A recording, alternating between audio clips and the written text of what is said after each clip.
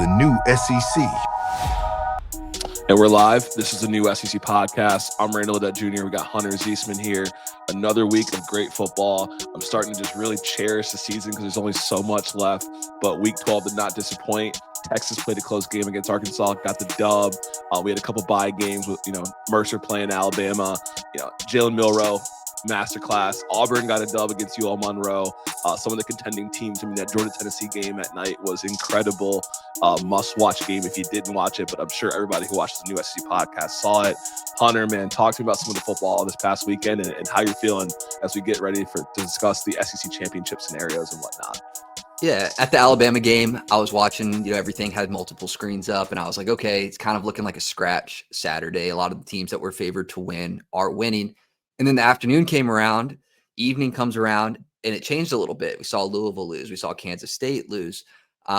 Georgia-Tennessee was a good game as expected, but we're starting to see a couple teams go down. Washington State kind of out of it. So a week that started off looking a little bit scratch turned into something. Those 12 o'clock games definitely did not disappoint. You talked about it. Even Clemson Pitt looked like they had it for a while. Clemson was able to kind of reel it back. Davo was doing Davo things in that big old orange hoodie or big old orange crew neck. But in the SEC, even Missouri, South Carolina, that game came down to the wire. If you're a fan of football, you have to enjoy how South Carolina plays football. And, shout out to Missouri, man. Brady Cook's always going out there and giving it his all. He knows he's got a couple more games left in his collegiate career before he hopefully takes his talents to the league. But close but no cigar for the Missouri Tigers, unfortunately, for Drink's playoff chances. So one had to move up in the rankings, one had to drop out. Unfortunately, it had to be Missouri. South Carolina, tough place to play. Like you saw it after that last touchdown there. It's a crazy place to play. Florida, another one where it's hard to play there. LSU, where I expected them maybe to bounce back and recover from the loss last week, they did the opposite and let Florida kind of roll over them. So good for Florida. Some good ball. Tulane and Army now locked up the conference championship game, so that one's set in stone. Yep. That one's set in stone. So that's pretty big for the American Athletic Conference and for Army sitting there undefeated right now. And so I feel like the AP rankings kind of serve as an appetizer to the college football playoff rankings that come out on Tuesday. We're recording here on Monday, but they kind of give you a decently clear picture of what they think will play out. And we'll talk more about some of those teams in our Around the Country segment. But in the SEC, I feel like I have to echo what Kirby Smart said at the end of the game. Like, these home field advantages are playing such a major key in a lot of these games, right? You look at like Ole Miss last week beating Georgia, right? That was in Oxford. And then this week, Georgia's, home field advantage on top of Carson Beck playing a better game helped them come back from a 10-0 deficit to take down Tennessee. And you talked about it with Florida and LSU, right? It's tough to go down in the swamp. It's really tough. Bama didn't seem to have an issue going down to Baton Rouge and Death Valley. But, for the most part, the home field advantage, like, I'm going to go out and say it. Like, I'm on the SC podcast. I went to a Big 12 school, but, like, these arenas and these fields are not like Kansas State. They're not like Houston. Like, they are sold out. These South Carolina fans are rabid. Like, Williams-Brice Stadium is rabid to play in. Like, there's not, there's no empty seats. Like, it's a completely different environment. I think the only thing that kind of mirrors it would be, like a Michigan, like an Ohio State, a Penn State. These are tough environments to play in, and it makes it really impressive to see what these kids are doing out there. Yeah. Between Alabama, Tennessee, and Georgia, the round robin of those games, the home team won all of them. So it's a tough thing to do, to play at night in an SEC stadium. If you're a road team. And the interesting thing this year is, whereas in past years with the playoffs, with the SEC championship, it'll be played in Atlanta. The SEC games will the playoff games will either be played in like Atlanta, Dallas, wherever it might be. This year, we're going to see home and away teams in that first round. So where like Kirby Smart was talking, like, I've seen a lot of people say it too, like Georgia on a neutral field or come down to Georgia. There's a chance that Georgia plays a road game in the playoffs. There's a chance that a lot of these teams play a road game. There's also a chance that some team has to go to Tuscaloosa. A team has to go to Athens. So the home field advantage will make its way into the playoffs, where we haven't seen that yet. Yeah, absolutely. And I'm a fan. I know there's a lot of corporate sponsorship going on here for the second round games. I think every playoff game should be at home. Like if they can find a way to make that happen in the college football playoff, like we've already been wishing as college football fans for a 14 playoff. We got it. We've been wishing for expanded playoffs. We got it. Now just give me full home field advantage throughout. Like that would help, that'll help with some of these talks when it comes to what you want to do in terms of the conference championship game and where you want to end up. And I think it would just be great for the sport to have multiple home field games. That's just kind of one of my thoughts there. That's an interesting point because I think one of the big disadvantages or one of the main criticisms to the 12-team playoffs was that games matter less. Like it's fine to lose a couple games, but if you do have home field advantage throughout by going undefeated, or if you lose one game, that is a huge difference. Whereas now it's there's two lost teams in the SEC championship that might get a bye even. So they might get a bye, and I get it, right? Like I mean, if you're Dallas, you're Jerry Jones, you're banking on that Cotton Bowl money. If you're in Atlanta, you're banking on that. The championship's here this year, but you're banking on that Chick-fil-A Peach Bowl money if in a year where that's a playoff game, or you're in Phoenix, you're banking on that money. But if you were able to kind of have that home field advantage, or based upon your seeding, if there's a lot of upsets and you're a 6th seed and you make it to the second to last round, you get a home game. Like that makes it really important. Because I saw a quote or a comment on Twitter, and it was like they were saying, there's been more parity around the 12 to 15 and kind of like who's at the bottom, but some of the teams at the top they think can afford a loss, and there's no true eliminations. And there's some truth to that, but we can get into it. But for this episode, I know I've been rambling here, but for this episode, we're going to give you a recap with some of the games from week 12. We're going to talk about the SEC standings and what does the path look like to the SEC championship game. There's not many publications right now on the internet talking about what are the scenarios for some of the top teams in the SEC to get into the championship game, and what does that mean? And if you're an SEC team who's on the fringe of making the playoffs, do you even want to make it to that game? So we'll talk about that in today's episode. We'll talk a little bit about Florida versus LSU and kind of what that means for both teams. That was a really, huge swinging game for a lot of implications when it comes to the LSU Tigers and the Florida Gators. DJ Lagway, go DJ, that's my DJ. And then we'll wrap it up with around the country. So just giving you what we saw across the ACC, Big 12, Big 10, and the G5. A lot of things shaking up there. And so it's going to be a great episode. We're excited and just, like I said, cherishing what's left of the season here before we approach conference championship season. Yeah. A lot of good stuff to talk about this week. And we've already mentioned a couple of games, and leading up to this point in the season, you've always kind of had some dogs. You text me during the game. You're like, this is my guy. Look at him go. You have a new guy kind of taking your number one spot. I know you want to put a spotlight on him, and the rest of the country's watching too. Oh, yeah. Who? Dog of the week. We got Lanorris, number 16. He had 5 of them things last week against Missouri. What a showing for him. He's our dog of the week, 353 yards, 5 TDs in the air. He is playing some of the best football in the SEC right now. Everybody's been saying it. If they didn't lose that LSU game, if, even Warry didn't have that interception return called back, who knows where South Carolina would be right now. But in terms of performance, in terms of players that get you riled up to play behind, who's a dog, Lanorris, spectacle, bandit. He's absolutely killing it. Incredible performance, and just even that little lateral pass he had to Raheem Sanders, maybe it was a run play, I don't know fully. So impressive when it comes to his performance. So he's our new SEC podcast dog of the week. A lot to be excited for there in Columbia. Yeah, no, you mentioned it. Other than that block in the LSU game, they could have had that one. They were a 2-point conversion away of taking Bama to OT. Other than the blow-up game against Ole Miss, like they skill-wise are showing that they could have been a playoff team. They beat Clemson. If they beat Clemson later this season and some other things shake up, you never know. There's still some obscure odds there for them to get in. I think they're looking at about 13% per ESPN to get in. But looking at Sellers, over the last 4 weeks, he has the second highest QBR in college football, only behind Jackson Dart. And if you're looking at those last 4 weeks, that's Missouri, Vanderbilt, Oklahoma, and Texas A&M. Yeah. Aside from Vanderbilt, not bad defenses that he's doing this against. So it's only up and up. South Carolina is one of those teams that we came into the season. We're like, look at the tenure, look at the seniority. But in this game against Missouri, you saw a lot of the young guys getting their run at it. So South Carolina is going to be a team that's going to continue to grow behind these young guys once the seniors leave. Once the seniors leave, they're going to be good to go. And you talked about those last 4 games. Those are pretty impressive opponents for the most part. A&M obviously kind of being the darling of those 4 games and whatnot. And so South Carolina, they're in good hands. Everything should be good there. And so, like I said, he's our dog of the week. Great stats when it comes to his QBR and what it means against Jackson Dart, who's also dominating. A lot to be excited for, and we're excited for him. You know, I get riled up. I start barking like a Georgia fan over here when it comes to the new SEC podcast, Dog of the Week. So we only have a couple more weeks left for college football in terms of the SEC, and the SEC championship game picture is getting very clear. At the top of the SEC standings right now, Texas is at 5-1 in conference. Texas A&M is at 5-1 in conference. So huge implications from that game at the end of the season if both teams continue to win out. Georgia's sitting at 6-2, big win over Tennessee. Tennessee's right underneath them, 5-2, and then Bama's right underneath them, 4-2. Of course, Bama lost to Tennessee but beat Georgia. And Ole Miss is sitting there at 4-2.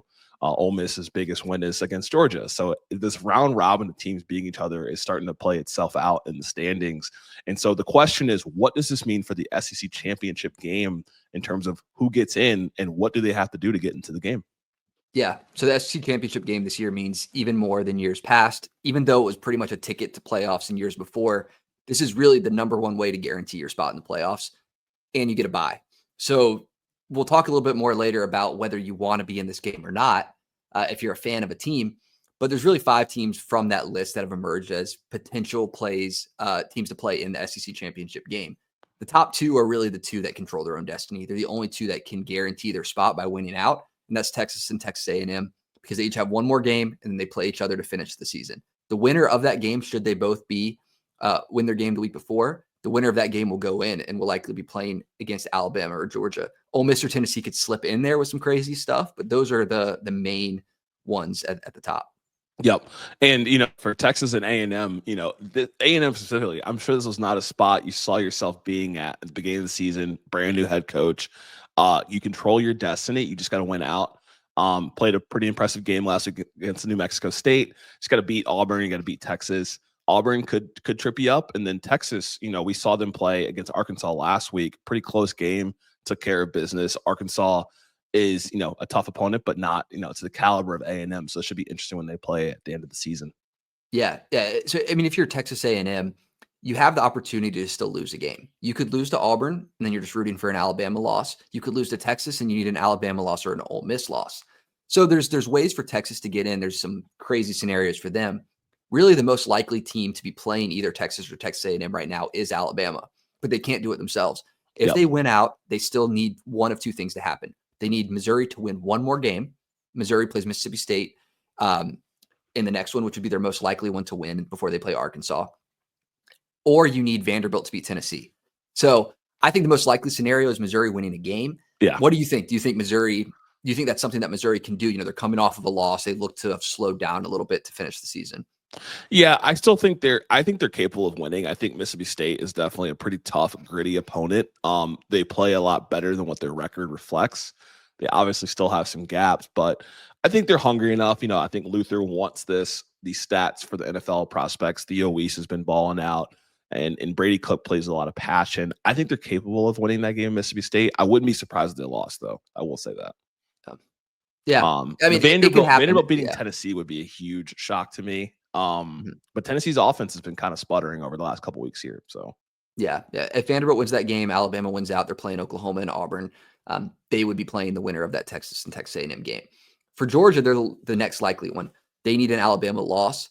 If that happens, then as long as A&M wins a game or Tennessee wins a game, then they're in. And it's interesting. So a lot of people didn't know this, and it took me reading into it and looking into some things to figure this out. So when the SEC championship game, you know, you might say, okay, but Alabama beat Georgia, or Georgia beat Tennessee, but Tennessee beat Alabama. So how does that impact it? Unless it's just 2 teams tied for that spot, that gets thrown out. Yep. So if it is Alabama, Georgia, and Tennessee all tied to go to the SEC championship game, since it's a round robin of who won that gets tossed out and they move to the next tiebreaker, which is record against common opponents. That one in a lot of these has been thrown out as well. And we're looking at opponent win percentage in conference games, not even teams that you beat. So Alabama's getting Vanderbilt's win percentage. They're getting Tennessee's win percentage added in here. So that's why Alabama relies on a Missouri win to get in, because they need to boost Missouri's win percentage. So it's crazy. There's a lot of scenarios. I mean, you could pause on this and take a look at what is on here and figure out all the different things. There's a few far out scenarios that I don't have on here. These are just the most likely. Yeah, and we haven't talked about it, right? I know you might have mentioned it earlier about the fourth team on this list, Ole Miss.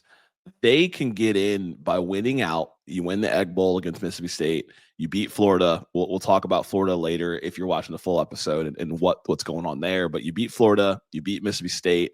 You need Bama. Bama lost. You need A&M to lose out, and Vanderbilt win at Tennessee. So it is possible. It's just going to take, you know, a lot of things that would make some viewers really happy in the college football landscape because it'd be absolute chaos.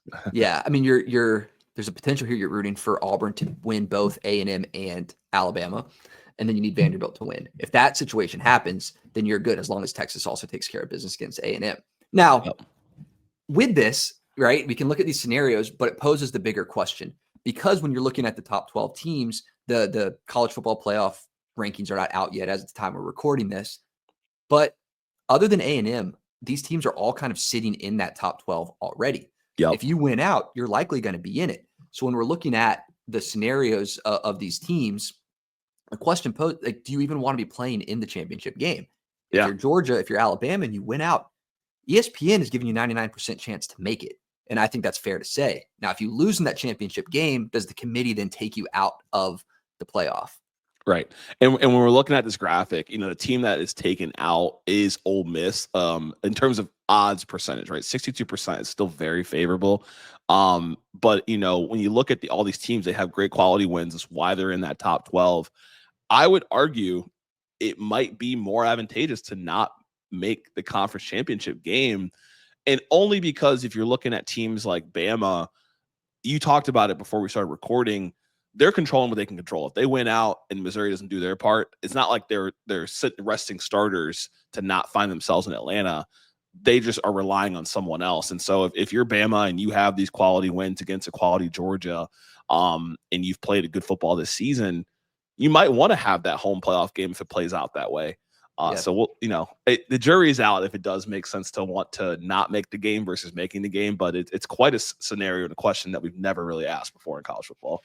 Yeah, and knowing that Georgia just picked up a win against Tennessee, Alabama, should they take care of business the rest of the year, knowing that Indiana has to play Ohio State, knowing that the ACC championship, anything could happen, Big 12 championship with BYU losing, which we haven't talked about yet, they could, both Alabama and Georgia, should they win out and don't make the SEC championship game, there's a higher percent chance that they're playing a home game. So yeah, it's the question, is it better for an Alabama team to be playing is it worth it for an Alabama team? You might be at home playing a Boise State, or do you risk getting the bye? I don't think that Boise State in Tuscaloosa is a bye, but it's pretty favorable. It's definitely pretty favorable. I think there's definitely some clout that you get from winning the conference championship. You are the solidified team. I would argue if you win the SEC, you might get the 1 seed. Maybe you jump in Oregon right now, who's sitting at number 1. Obviously, Oregon is poised to win their conference in the Big Ten, but that 1 seed could put you in a more advantageous positioning. So without fully seeing what the seeding looks like, it's tough to tell. But based upon projections of what we see with the current AP and with the CFP last week, and kind of just going off of how they've been ranking the teams, it's safe to imagine that if you're the third SEC team, you're probably getting the 6 or 7 seed. That might put you in a spot to play, the second place Big 12 team or the second place ACC team, or maybe like a Notre Dame, or just a very favorable matchup, right? And if you win the you go to the conference championship game, you lose, the most impressionable piece of your resume that the committee has to see is that loss, and you could get blown out, and then what? Recent. Right? And it's recent. Yeah. That's what I think hurt Georgia last year, where they were undefeated. People have said that, last year they left Georgia after losing the SEC game. They were undefeated up to that point. 14 playoff, 12-team playoff, drastically different. So I don't think that, you can look at their mentality last year and compare it.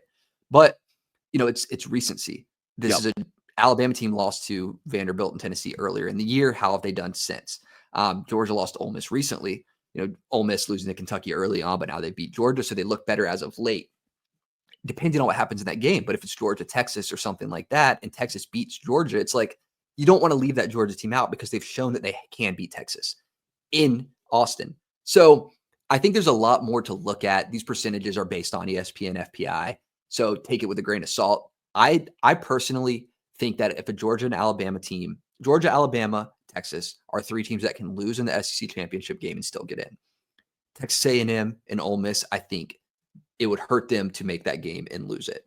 Yeah. But those are 2 teams that don't control their playoff spot. They're kind of sitting on the fringe, A&M sitting outside, Ole Miss sitting right at the end of it, and not having a whole bunch of tests left. Ole Miss has Florida this week. Right. So it's tough to say. I'm in the camp of don't dodge a game.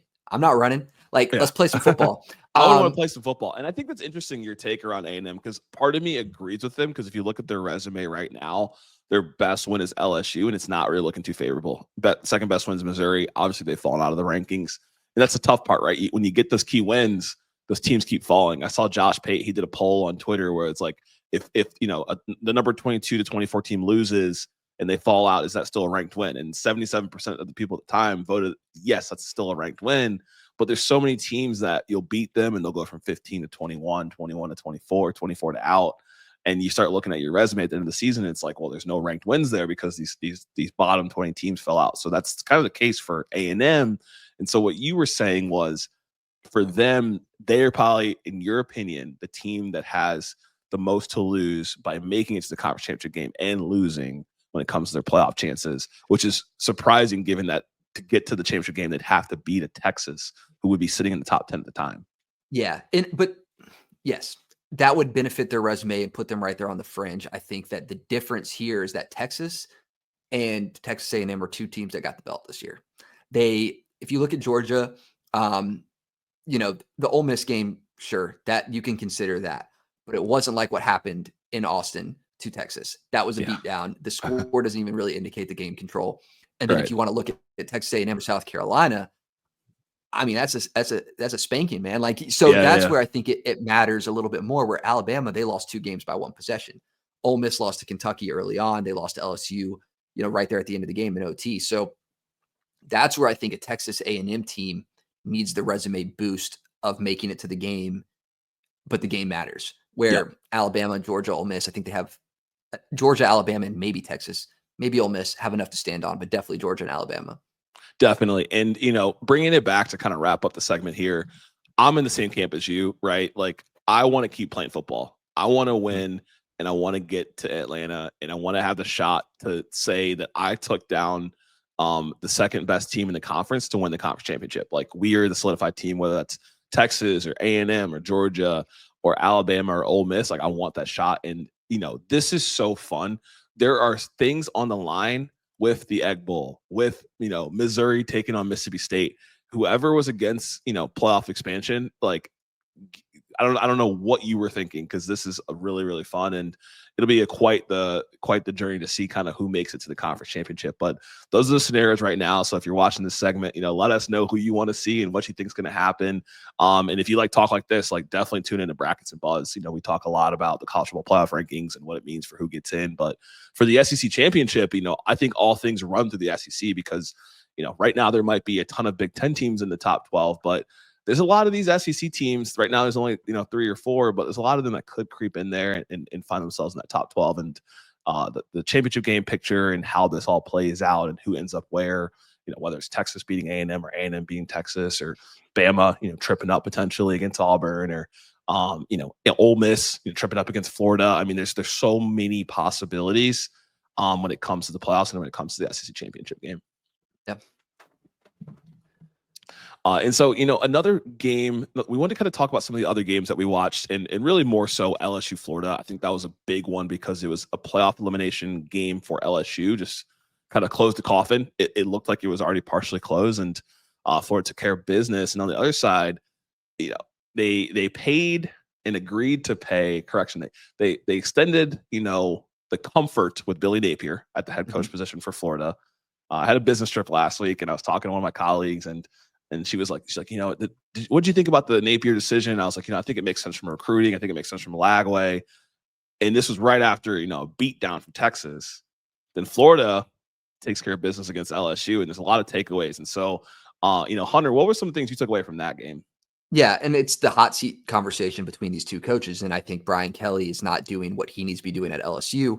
Whereas Napier, if you add a little context to the Florida season, you can see why the extension happened. And it's down to a quarterback situation. Graham Mertz Nothing against the guy. I think he played to the best of his ability, put them in situations to win games at times. He played 4 full games, right, this year. Miami, A&M, UCF, and Mississippi State split those games. Now you have the young guy Lagway, right? And I'm almost in the argument that this Florida team with Lagway at it, skill-wise, deserves to be a ranked team above. This is all hypothetical, right? But it is the skill that they have behind Lagway. Lagway has not played in a game fully that they have lost. He came into the Tennessee game at halftime after Mertz had fumbled. The score was only 3-0. Didn't really set them up favorably against a Tennessee team that was struggling early on. Took it to overtime, right? Like Georgia, he put them in a position where I still stand on the fact that Lagway would have won that game. The score in that doesn't really indicate the game control. Florida looked dominant, even with a backup quarterback in there, because Lagway set them up for success in that. Texas game that they got worked, he didn't play in that game. We saw that the defense faltered, but it was because the offense didn't get anything going early, gave Texas a lot of opportunities. Lagway comes back, they beat LSU by 2 scores.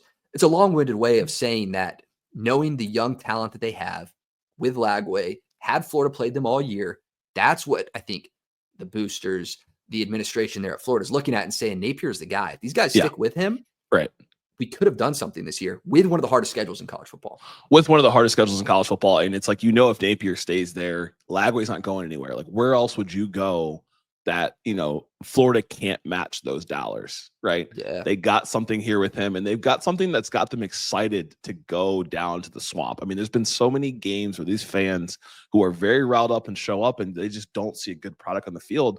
And we're finally seeing it. And it of course, it happens against an LSU team with Brian Kelly, where it just feels like, the air is about to pop out of that balloon every week. They kind of scraping by, and then, domination, of course, by A&M against LSU. And then it's been a 3 or 4 game losing streak for them. And, it's just not a great feeling for them down in Baton Rouge.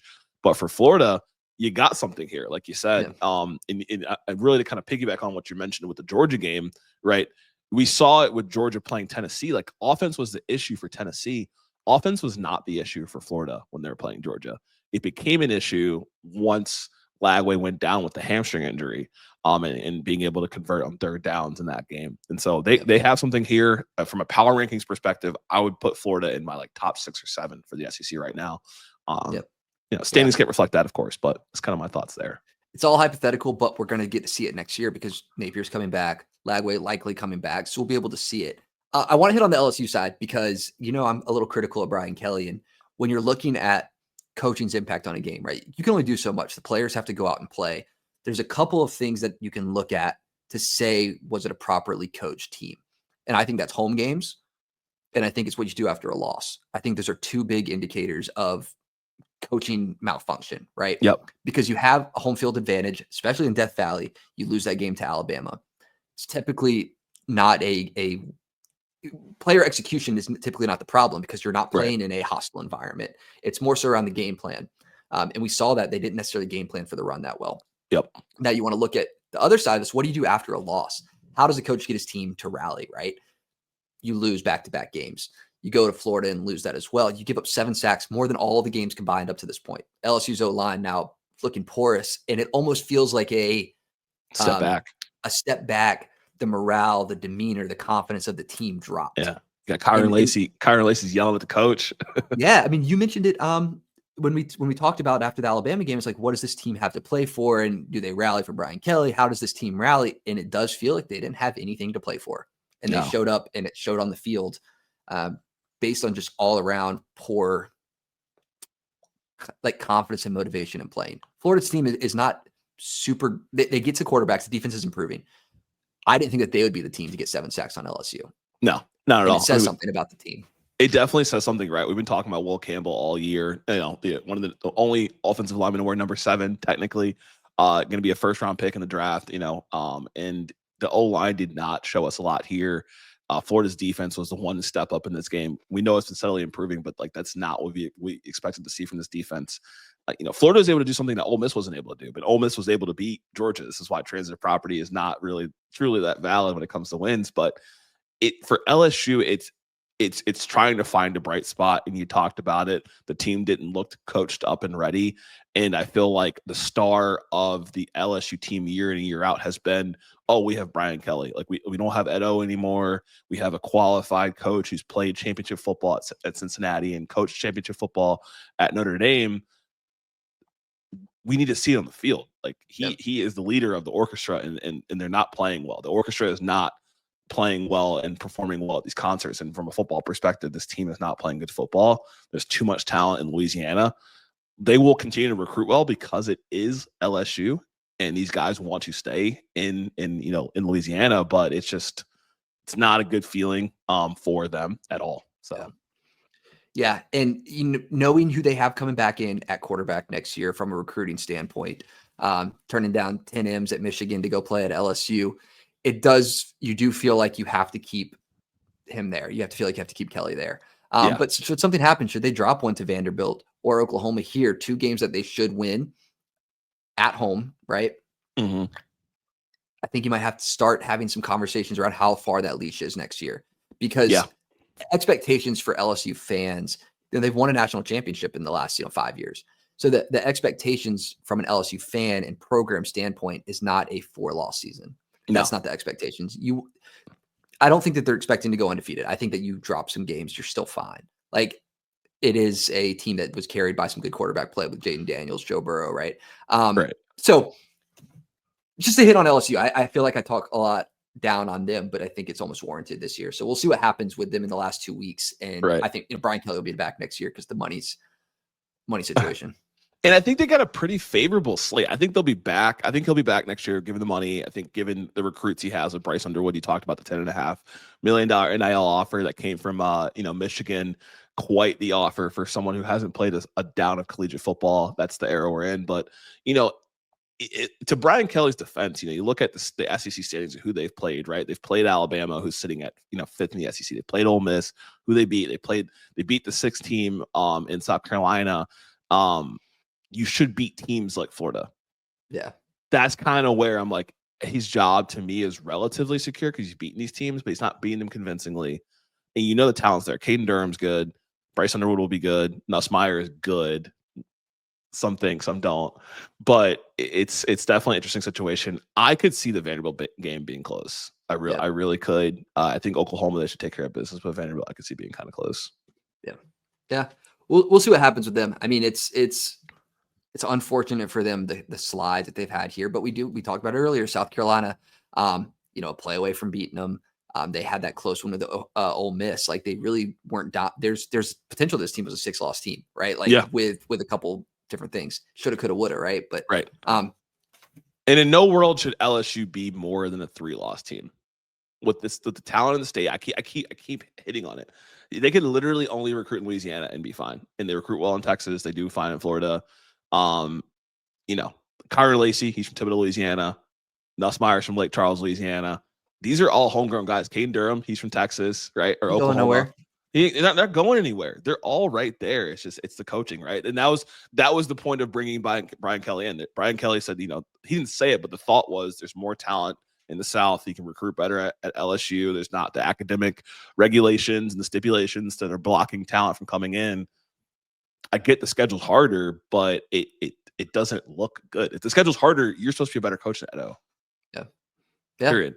Any other takeaways you had from some of the bye games in the SEC this week? Auburn taking on ULM and Alabama taking on Mercer, top 10 team in the FCS. Not necessarily. I think the defense at Alabama is continuing to mesh even more so it is against a team like this. But anytime that they got put in a tough situation with a penalty or them getting a first down, they were able to punch the ball out, get a pick. Like, it felt like the turnover getting team that Alabama had in years past is coming back. It's against Mercer, so it is what it is, but it was more so skillful plays that would have worked against other teams as well. So I was happy to see that from Alabama. Auburn did what they needed to do. They're both just gearing up for the final stretch. So not too much to take from it. No. Yeah, absolutely. And then from the Kentucky, Murray State game, obviously good to see Kentucky in the win column. Still some dicey quarterback play from Brock Vandagriff. I think that should be an open competition next year, but for this year, always good to see Kentucky in the win column for the SEC for sure. Yeah, with a big game next week. against Texas. They're going to want that one. It's one that coming into the year, I picked Kentucky in that one. I know you picked Texas, I'm pretty sure, from our preview. I thought that was one that maybe could be a spoiler game for Texas this season. So we'll see. I might have a different tune when we do our previews for this week, but it'll be interesting. And kind of to wrap up our around the SEC segment, now that we've gotten past the SEC championship game scenarios, Arkansas is another team that played this past week. We talked about Texas a lot, but we haven't heard a ton about the hot seat conversations for Sam Pittman. I'm never calling for someone's job. I just know that that's where he started the season at, and right now they're sitting the season at 5-5 and 3-4 in the conference, and it's like it's not mediocrity, but it's more of like how long are we going to keep putzing on this 5-5 path every year? I said it last week. There's too much talent there for this to be the case. Texas didn't even play maybe their best ball, really. 20-10. Quinn and Jackson, the run game took a little bit to get started against the game. Like it didn't necessarily get going against Texas. It's a tough thing to do. Texas defense is solid. The talent is not performing. The team is not performing to the talent level that's there, whether that's execution from the players, whether that's coaching standpoint.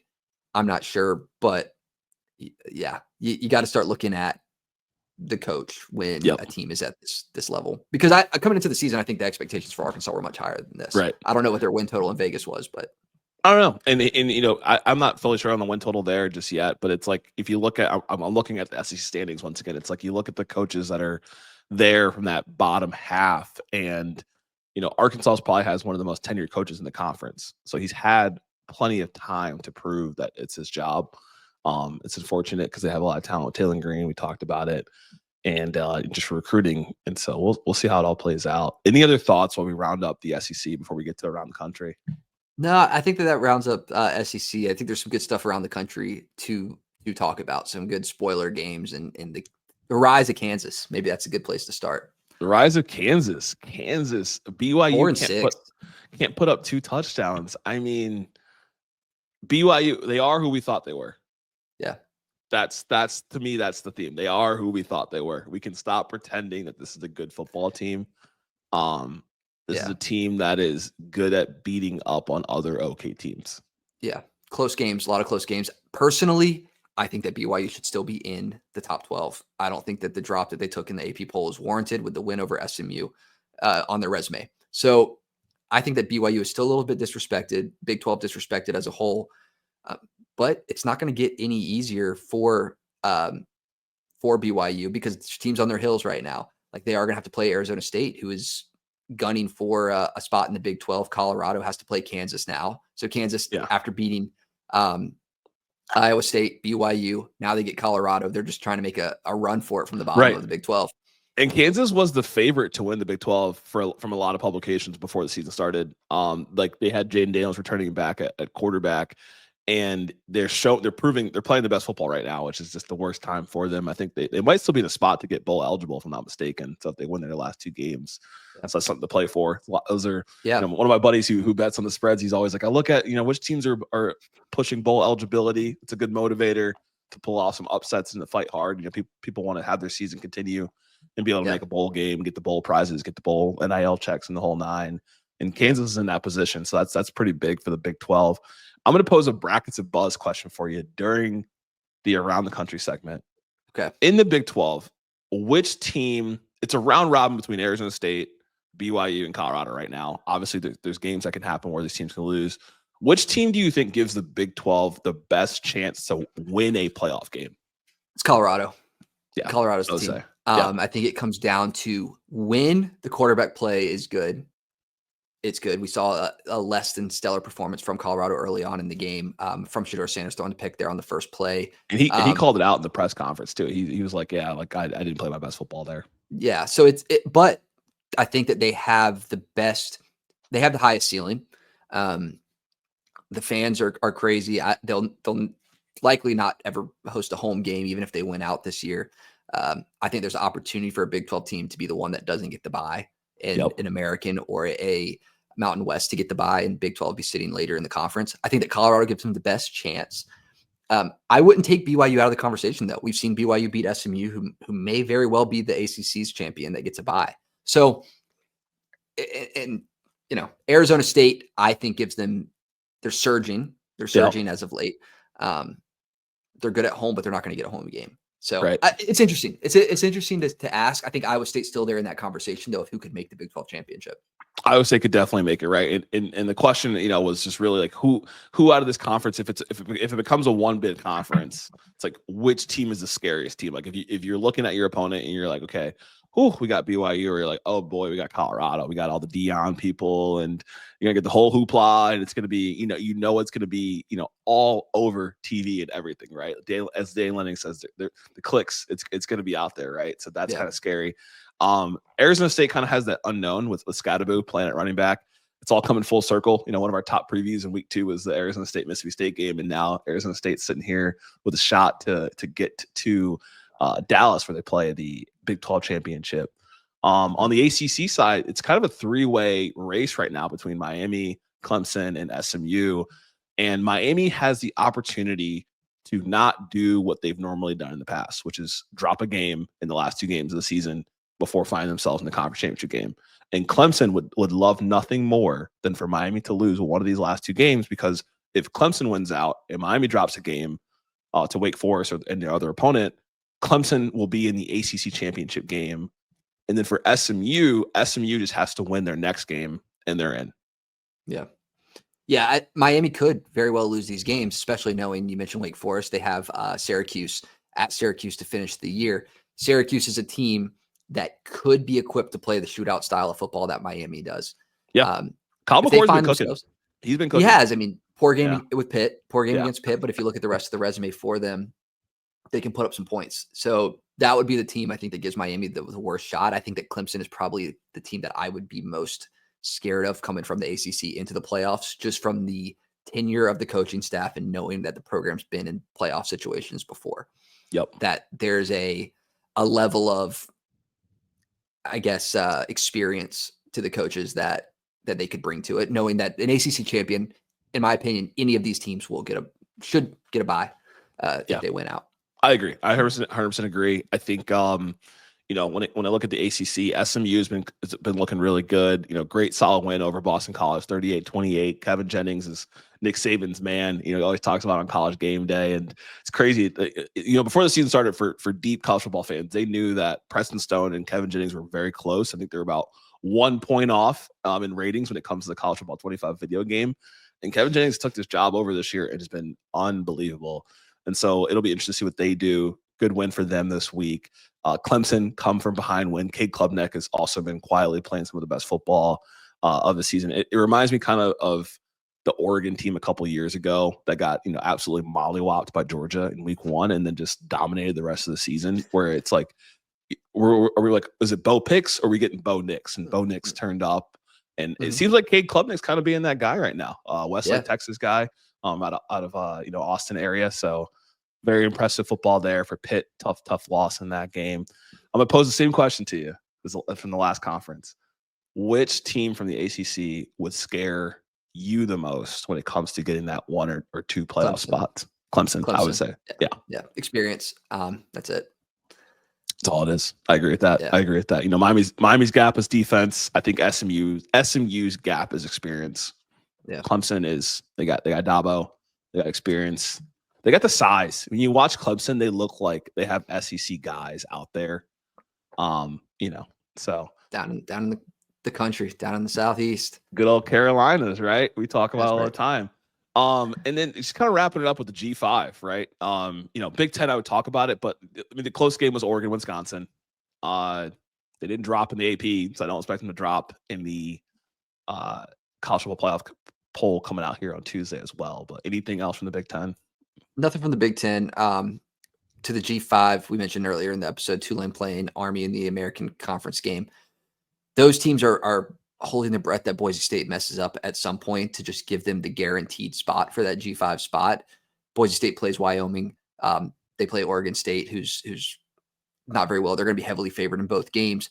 But Army, with Notre Dame coming up, has the chance to get themselves in. So that's really the most of the G5, unless there's something else I'm missing. No. I mean, we talked about Tulane. Tulane won their game. They got a spot in the American Athletic Conference. So if they win, there will be a debate on Tulane being the conference champ and maybe we'll say Boise State beating conference champ, which is not. There's also, I don't know who's second in the Mountain West, but Boise State could also lose in the Mountain West game too. So if it's the second place Mountain West team winning the Mountain West, and say it's Tulane winning the American, Tulane might jump that team. So there's still some chaos that could happen there. Tulane, was tough for them is that they played Kansas State and Oklahoma this year. So they're two, we'll say, Power 4 tests. They were not victorious. And they weren't as close as, how Boise State played Oregon. Yeah. So when it comes to their playoff chances, it feels slim, but they should still be in discussion given the opportunity to play, a Memphis team receiving votes, or they've played a Memphis team receiving votes, and they're going to be playing Army in the conference championship. Yeah. And if Army beats Notre Dame, the whole thing shifts, because now all of a sudden Army could be ranked higher than Boise State. They would have a better resume because it is the highest 5 conference champions. Where Boise State's at right now, if they don't lose a game, it'll be hard to see a team jump them if it is Tulane. It would have to be an Army team that beats Notre Dame and then beats Tulane. I think that's the only shot that a team has to jump a Boise State that wins out and wins conference. I agree, because Army's strength of schedule with the loss to Notre Dame is not going to do enough to leapfrog Boise State, in my opinion. I'm completely in agreement with you there. Yeah. So there's some good stuff next week that we're going to talk about in our next episode. Some good games. SEC has a lot going on. A few late November non-good opponents that people like to talk down on, but it's been a gauntlet to this point of the year. Only 2 weeks left, but it's starting to round out, and we're starting to see what's going to happen. So this is a fun one.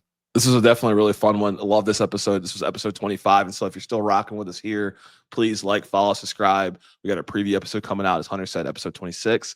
And we got Brackets and Buzz. This is one of the best playoff series on the internet right now. I promise you. Good 10, 20 minutes of just straight college football playoff talk and scenarios like this. And so thank you for tuning in. This is the new SC podcast once again. I'm Randall. We got Hunter here. Until next time.